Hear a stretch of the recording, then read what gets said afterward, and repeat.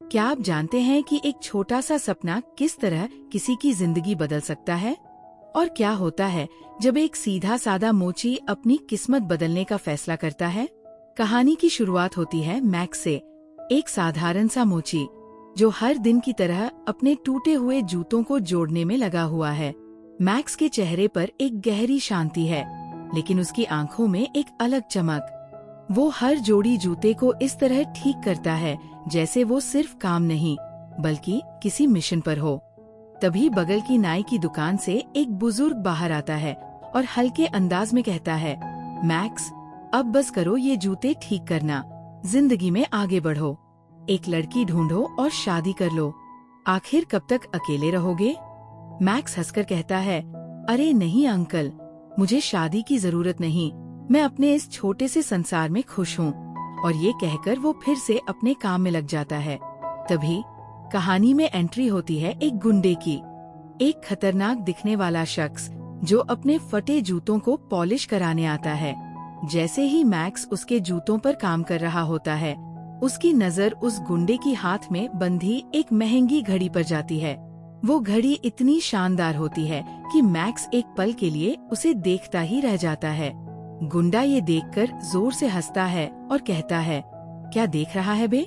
ऐसी घड़ियां तो मैंने बहुत जमा कर रखी हैं। इतना पैसा है कि तेरी पूरी दुकान खरीद सकता हूँ। और फिर वो एक फटे जूते की ओर इशारा करते हुए कहता है, इन्हें शाम तक ठीक कर देना, मुझे पार्टी में पहन कर जाना है। मैक्स उसके कहने पर सिर हिलाता है, लेकिन तभी कहानी में ट्विस्ट आता है। जैसे ही वो जूते ठीक करने के लिए मशीन चालू करता है, मशीन में एक चिंगारी निकलती है और वो बंद हो जाती है। मैक्स का चेहरा एकदम गंभीर हो जाता है। उसके सामने वो गुंडा और उसकी धमकी घूमने लगती है। वो तुरंत मैकेनिक को कॉल करता है, लेकिन मैकेनिक उसे बताता है कि वो कुछ दिन तक फ्री नहीं है। उसे याद आता है कि बेसमेंट में एक पुरानी मशीन है जो उसके पिता के जमाने की है। उसकी आंखों में उम्मीद की एक चमक आ जाती है, जैसे वो सोचता है कि शायद ये मशीन उसकी परेशानी का हल बन सकती है। उससे पहले उसके दादा और दादा के पिता ने भी इसका इस्तेमाल किया था। मैक्स उस गुंडे के जूतों को उस मशीन पर मरम्मत करना शुरू करता है। वो सफल हो जाता है और फिर गुंडे का इंतजार करने लगता है। लेकिन जब गुंडा नहीं आता तो मैक्स जूते का नंबर देखता है जो 10.5 था और सोचता है कि ये तो मेरे साइज के हैं, चलो पहन कर देखता हूँ। जैसे ही वो उन जूतों को पहनता है, वो उस गुंडे में बदल जाता है और जब वो शीशे में देखता है तो उसे झटका लगता है। जैसे ही वो उन जूतों को उतारता है, वो पहले जैसा हो जाता है। फिर वो शो बंद कर देता है और जब लौटता है तो फिर से जूते पहनता है। वो फिर से एक गुंडे में बदल जाता है। उसे झटका लगता है और एक जगह बैठ जाता है। उसे समझ नहीं आता कि उसके साथ क्या हो रहा है। वो 10.5 नंबर के और जूते ढूंढता है, उसे मिल जाते हैं, लेकिन जब वो उन्हें पहनता है तो उसका लुक नहीं बदलता।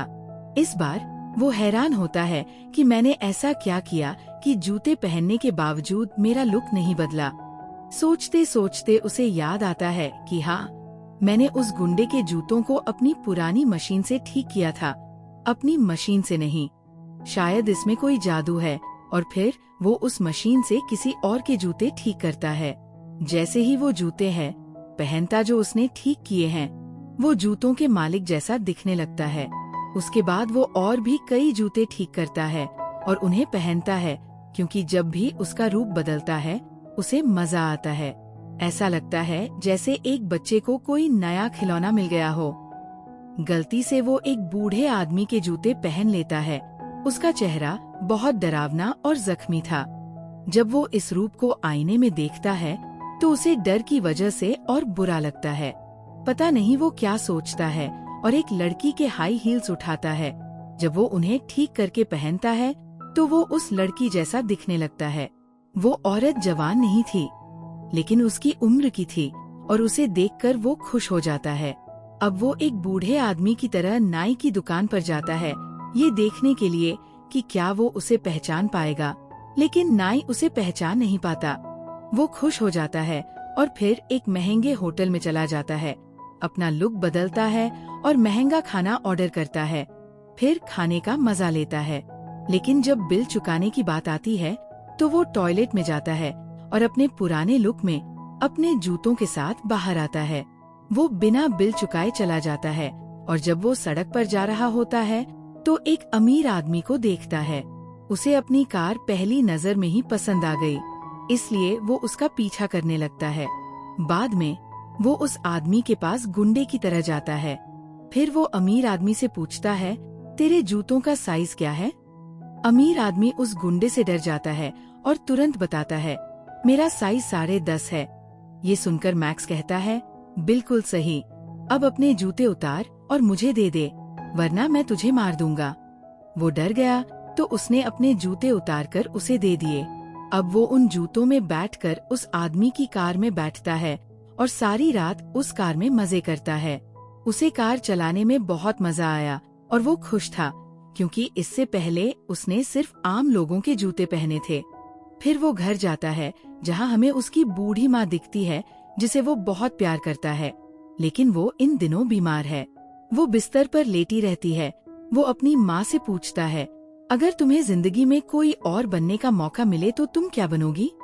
उसकी माँ जवाब देती है, कुछ भी नहीं मेरे बेटे, मैं तुम्हारी माँ बनकर खुश हूँ, लेकिन अगर ये संभव होता तो मैं तुम्हारे पापा के साथ आखिरी बार डिनर करना चाहती। अब क्योंकि तुम्हारे पापा हमारे साथ नहीं हैं, तो ये संभव नहीं है। अगले दिन जब मैक्स अपनी दुकान पर था, एक प्यारी लड़की उसकी दुकान पर आती है। वो अपनी दोस्त के जूते ठीक कराने आई थी।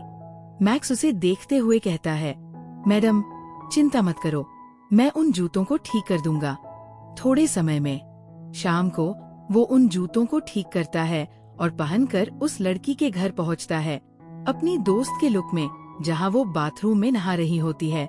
वो भी अंदर चला जाता है, लेकिन फिर उसे याद आता है कि अगर उसके जूते गलती से निकल गए और लड़की ने उसकी असली पहचान देख ली तो उसकी सारी योजना खत्म हो जाएगी और वो जेल भी जा सकता है।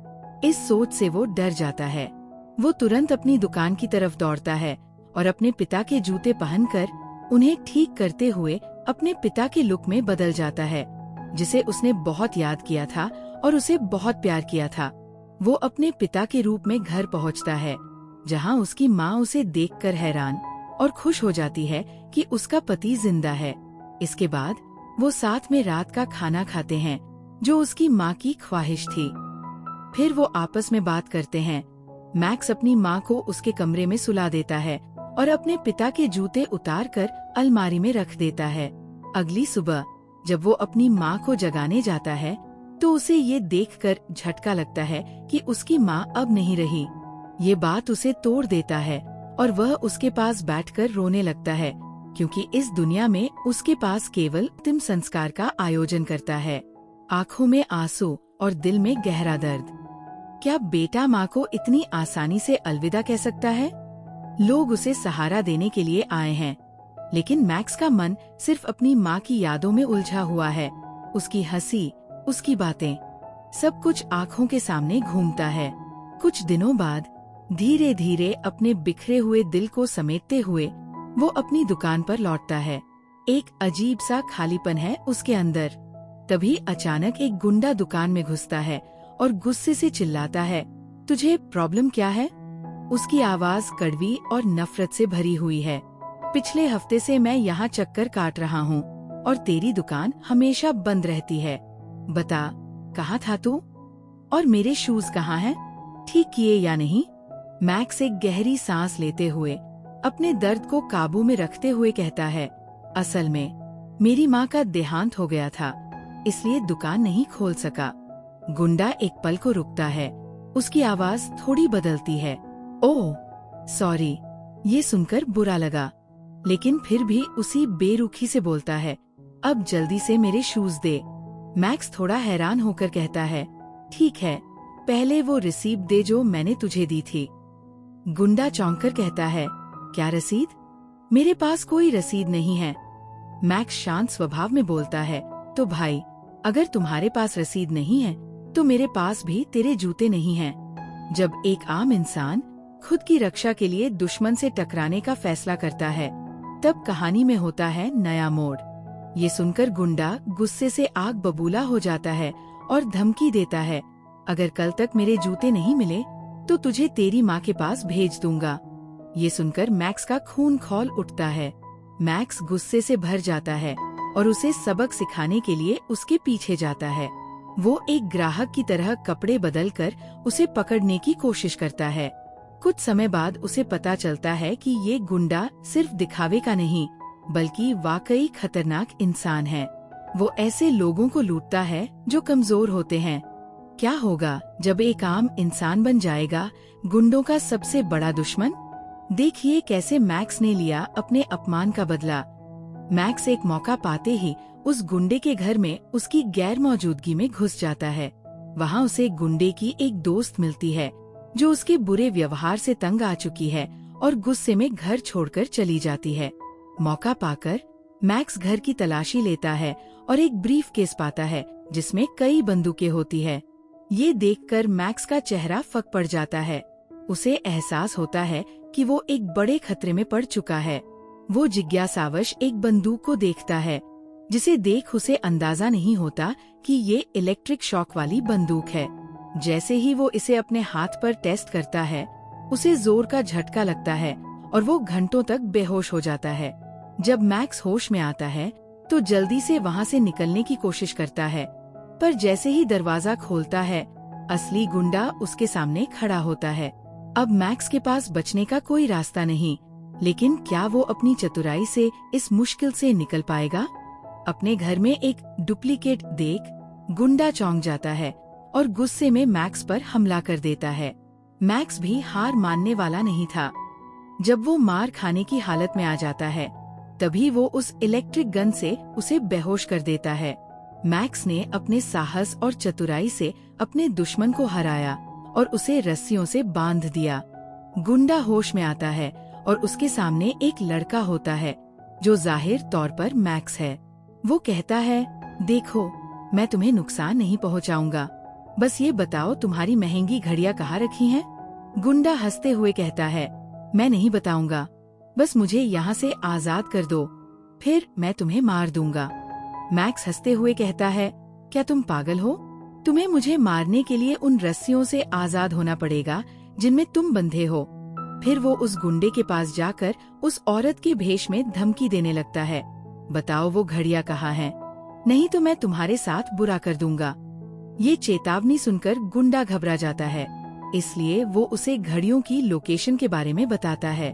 मैक्स घड़ियां लेकर जाने ही वाला था, तभी उसे दरवाजे के छिद्र से बाहर दो लड़के खड़े नजर आते हैं जो गुंडे हैं।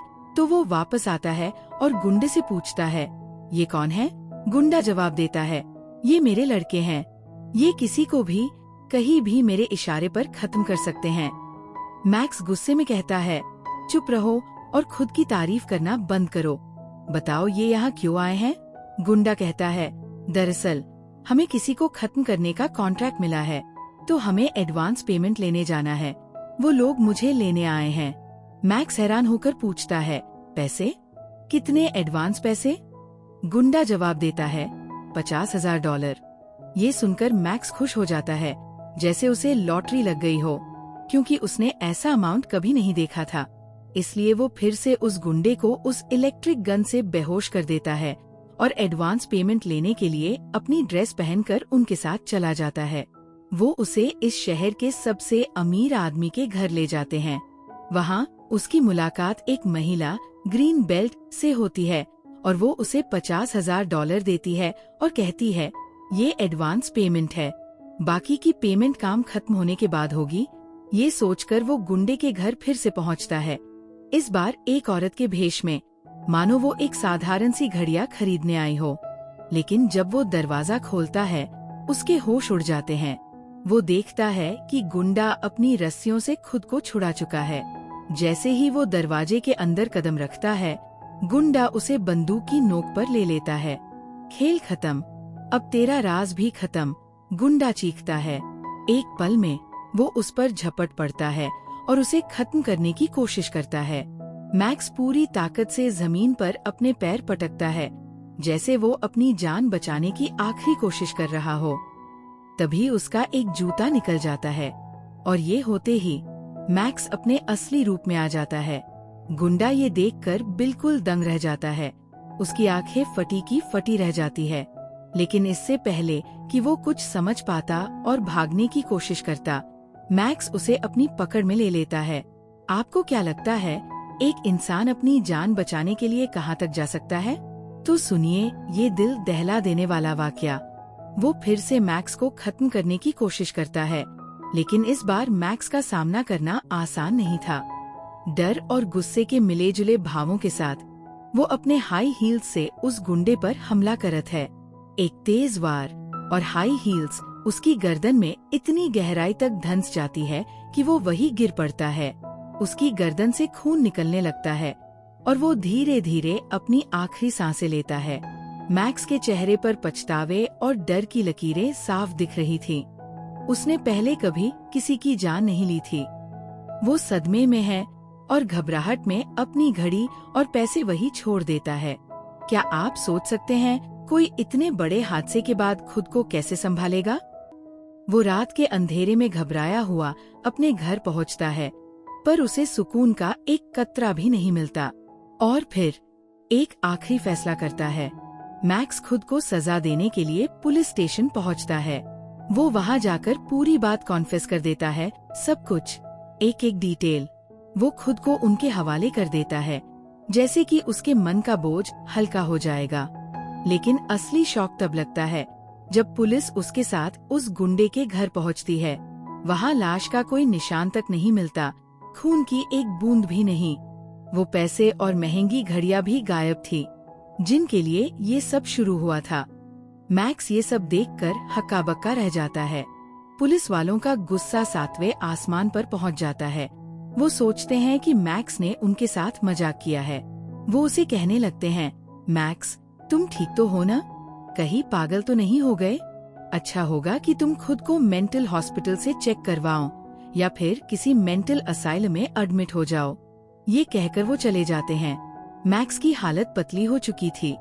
वो लाचार और कंफ्यूज्ड अपनी दुकान पर वापस आता है और अचानक वहाँ वो पैसे और घड़ियां उसे मिल जाती है, जैसे किसी ने उसके लिए सब कुछ बड़ी चालाकी से अरेंज कर रखा हो। लेकिन असली झटका तो तब लगता है जब उसकी नजर एक जोड़ी हाई हील्स पर जाती है। वही हाई हील्स जो उस रहस्यमयी औरत की थी। उसे समझ नहीं आता कि ये सब क्या हो रहा है और कौन उसके साथ खेल रहा है। तो दोस्तों, क्या मैक्स किसी रहस्यमयी खेल का शिकार हो रहा है? वो औरत कौन है और क्या सच में सब कुछ प्लान किया गया था? उसके बाद मैक्स एक भारी बैग उठाते हुए जैसे ही जाने लगा तो पास की दुकान का नाई उससे कहता है, मैक्स मेरे लड़के, क्या कर रहे हो तुम? तुम्हारी माँ के जाने के बाद से तुमने दुकान को भी संभालना छोड़ दिया है। नाई की आवाज में एक गहरी चिंता थी और उसकी बात सुनते ही मैक्स का चेहरा थोड़ा उतर गया। मैक्स उसे जवाब देते हुए कहता है, चाचा मैं अभी बस थोड़ा बिजी हूँ, किसी का पैसा लौटाना है, बाद में मिलते हैं। लेकिन नाई ने उसे रोकते हुए कहा, इतना भी दयालु बनने की जरूरत नहीं है। जो पैसे तुमने अपने ऊपर खर्च किए हैं वो लौटाओ। नाई की इस बात से मैक्स चौंक गया। उसकी समझ में नहीं आ रहा था कि चाचा ऐसा क्यों कह रहे हैं, मगर दिल का सच्चा इंसान होने के कारण वो इसे नजरअंदाज कर देता है और अपने काम पर आगे बढ़ जाता है। और इसी के साथ मैक्स उस खतरनाक रास्ते पर निकल पड़ा जहां हर कदम पर उसे धोखे और खतरों का सामना करना था। अब मैक्स ग्रीन बेल्ट इलाके में पहुंचता है। वहां वो अपनी पहचान छिपाने के लिए एक औरत के भेष में जाता है और ग्रीन बेल्ट से कहता है, गुंडा वो काम नहीं कर सकता जो तुमने उसे दिया है, मैं उसकी तरफ से आई हूँ, तुम अपना पैसा वापस ले लो। लेकिन ग्रीन बेल्ट ठंडी नजरों से उसे देखती है और कहती है, मुझे इस पैसे से फर्क नहीं पड़ता, मुझे तो अपना काम पूरा करवाना है। इतना कहते ही वो अपने लोगों को इशारा करती है और पल भर में मैक्स पर हमला कर दिया जाता है। मार के चलते मैक्स बेहोश हो जाता है और तभी ग्रीन बेल्ट के आदमी उसे उठाकर ले जाने लगते हैं। मगर जाते जाते मैक्स एक छोटी सी चाल चलता है। वो अपने जूते बूढ़े आदमी के जूतों से बदल लेता है। क्या मैक्स की ये चाल उसे बचा पाएगी या फिर वो अपनी ही अच्छाई के जाल में फंसता चला जाएगा? डरावना आदमी जिसके चेहरे पर दाग हैं अब अपनी वेशभूषा में उन्हें डराता है, क्योंकि उसका चेहरा अजीब है। इसलिए वे डर जाते हैं। उनका ध्यान भटक जाता है और गाड़ी का एक्सीडेंट हो जाता है। वे घायल हो जाते हैं, लेकिन मैक्स किसी तरह गाड़ी से उतर जाता है और चला जाता है। अगले सुबह वो अपनी दुकान में बैठकर एक ठंडा कोक पी रहा था। वो गलती से गिर जाता है और वो एक पोस्टर देखता है। ये एक पोस्टर था जो उसे एक लड़की ने दिया था, जो कहीं काम करती थी और वो एक बुजुर्ग आदमी को बचाना चाहती थी, क्योंकि एक समूह उसे उसकी घर से फोर्सिबली निकालने की कोशिश कर रहा था। पोस्टर देखकर मैक्स को याद आता है कि वो वही बूढ़ा आदमी है जिसे ग्रीन बेल्ट खत्म करना चाहती था। मैक्स अगले दिन उस लड़की से मिलता है और उसे सब बताता है। अब वे बूढ़े आदमी के पास जाते हैं ताकि उसे सब कुछ बता सकें। बूढ़ा आदमी उन्हें अंदर बुलाता है और कहता है कि मुझे बताने के लिए धन्यवाद कि कुछ लोग मुझे खत्म करना चाहते थे, लेकिन मैं इस घर को किसी भी कीमत पर नहीं छोड़ूंगा। मैं यहीं बड़ा हुआ हूँ और इस घर में मेरी यादें हैं, इसलिए मैं यहीं मरूंगा। लेकिन यहाँ पर आता है एक ऐसा ट्विस्ट जो शायद आपने सोचा भी नहीं होगा। मैक्स को तभी एक आइडिया आता है। वो बूढ़े आदमी से पूछता है, आपके पैरों का साइज क्या है? बूढ़ा आदमी थोड़ा चौंकता है, फिर कहता है 10.5 बेटा। अब मैक्स के चेहरे पर एक चालाक मुस्कान आ जाती है। अगले दिन मैक्स बूढ़े आदमी के जूते पहनकर और उसी का लुक अपनाकर ग्रीन बेल्ट वालों से मिलता है। वो कहता है, ठीक है, मैं ये घर खाली कर दूंगा, लेकिन बदले में मुझे $1,00,000 चाहिए। ये डील ग्रीन बेल्ट को फेयर लगती है और वो इसके लिए तैयार हो जाते हैं। अगले ही दिन उनके आदमी पैसे लेकर आते हैं। मैक्स वो पैसे बूढ़े आदमी को देता है ताकि वो अपने बेटे से मिलने जा सके। क्या ग्रीन बेल्ट इस चालाकी को पहचान पाएगी या सब कुछ उल्टा पड़ जाएगा?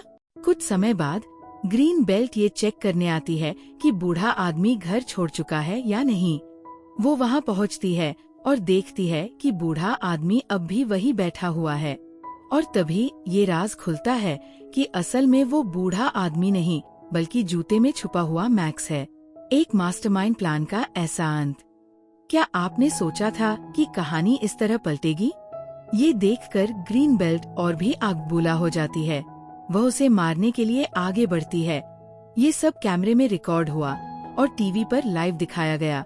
इसी वजह से ग्रीन बेल्ट को भ्रष्टाचार के आरोप में गिरफ्तार किया गया। अगले दिन मैक्स अपनी दुकान पर था, तभी एक काम करने वाली लड़की उसके पास आती है और कहती है, धन्यवाद, चलो आज रात डिनर के लिए चलते हैं। मैक्स सहमत हो जाता है क्योंकि उसे वो लड़की पसंद है। गुंडे का दोस्त गुस्से में था, तो उसे मनाने के लिए वह उसके घर जाता है और उसे महंगी घड़ियां तोहफे में देता है। इसके बाद जब वो लौट रहा था, कुछ लोग उसे असली गुंडा समझकर किडनैप कर लेते हैं और उसे कहीं ले जाते हैं। इस बीच उनकी कार एक एक्सीडेंट में फंस जाती है और मैक्स भी बेहोश हो जाता है। लेकिन जब वो होश में आता है तो खुद को एक नाई की दुकान पर पाता है। नाई उसे कुछ मरमलेट देते हुए कहता है, बेटा, इसका स्वाद लो। लेकिन मैक्स कहता है, नहीं अंकल, मुझे नहीं खाना क्योंकि मुझे ये पसंद नहीं है। नाई बोलता है, बहस मत कर और इसे ले, क्योंकि जिस तरह से तुम अलग अलग शरीरों में जा रहे हो, यह मरमलेट तुम्हारे लिए खतरनाक है। बस यही तुम्हारी मदद कर सकता है। ये सुनकर मैक्स चौंक जाता है और पूछता है, तुम्हारा मतलब क्या है? तुम्हें कैसे पता कि मैं अलग अलग शरीरों में जा रहा हूँ? इस पर वो कहता है, बेटा, तुम क्या समझते हो? मैं बस यहाँ नाई हूँ और बाल काटता हूँ। नहीं, मैं तो एक मोची भी हूँ। मैं भी तुम्हारी तरह काम करता हूँ। ये कहकर वो जूते उतारता है और अपने असली रूप में आता है। वो और कोई नहीं बल्कि मैक्स के पिता थे। उन्हें देखकर मैक्स अपनी आंखों पर विश्वास नहीं कर पाता। वो हैरान रह जाता है क्योंकि उसके पिता जिंदा है, जो पास की दुकान पर नाई का काम करते थे। उसने गुंडे की लाश गायब कर दी और पैसे और घड़ियों के बैग मैक्स की दुकान पर रख दिए ताकि उसके बेटे को कोई परेशानी न हो और वो उस पैसे और घड़ियों से अमीर बन सके। इसलिए उसने कहा कि एक नाई के तौर पर ये पैसे अपने लिए इस्तेमाल करो। वो अपने पिता को खुश देखकर खुश हो जाता है। वो तुरंत उसे गले लगाता है, लेकिन थोड़ी देर बाद गुस्सा भी हो जाता है तो पूछता है, क्या तुम कभी मुझे या माँ को याद नहीं करते? वो कहता है, मैं हमेशा तुम्हें याद करता हूँ। मैं तुमसे मिला करता था, लेकिन तुम्हारी माँ से नहीं मिल सका, क्योंकि मैंने जो गलत काम किए उनके कारण बुरे लोग मेरे पीछे थे। मैक्स पूछता है, ठीक है, बताओ वो जादुई मशीन हमें कहाँ से मिली? वो जवाब देता है कि एक महान व्यक्ति ने ये तुम्हारे दादा के पिता को दी थी, जो हमारे जीवन में एक देवदूत की तरह आए थे। तेरे दादा के पिता ने अपनी जान बचाई थी और बदले में उसे ये मशीन दी थी, जिसने हमारी जिंदगी बदल दी। ये बताने के बाद वो उसे परिवार की विरासत दिखाते हैं और जिस जगह पर ले जाते हैं वो जूतों से भरी हुई थी। वो आम जूते नहीं थे, बल्कि उसके पिता और दादा के महान लोगों के जूते थे। तुम समझ सकते हो कि वो जूते कितने कीमती थे। अब मैक्स कहता है, चलो घर चलते हैं पापा। उसके पापा कहते हैं, चलो बेटा, लेकिन सामने के दरवाजे से नहीं, बल्कि पीछे के दरवाजे से चलते हैं। और उसे पीछे के दरवाजे से गैराज में ले जाते हैं, जहाँ एक काली महंगी कार खड़ी थी। ये सबका सपना था कि इसे चलाए, और उसके पिता के पास इसे चलाने के लिए एक ड्राइवर है। बाद में उसके पिता कहते हैं कि बेटे, इसके अलावा हमारे पास एक बड़ा बिजनेस है। तुम बस ये जान लो कि हम जूते ठीक करते हैं, हम ड्राई क्लीनिंग भी करते हैं, और जो कपड़े हमें मिलते हैं उन्हें हम अपने काम के लिए इस्तेमाल करते हैं, जब हम उन्हें इस मशीन से सिलते हैं। लुक बदलना सिर्फ जूतों से नहीं होता, बल्कि कपड़ों से भी होता है, और ये कपड़े भी बड़े अमीर लोगों के होते हैं, तो हम दुनिया में किसी का भी लुक ले सकते हैं। ये कोई आम बात नहीं है, बल्कि ये बहादुरी और ताकत है। ये कहते हुए वे अपनी कार में बैठते हैं और घर के लिए निकल जाते हैं। ये जिंदगी उन्हें खुशी देती है और वे शांति से जी रहे थे। और यहाँ यह फिल्म खत्म होती है।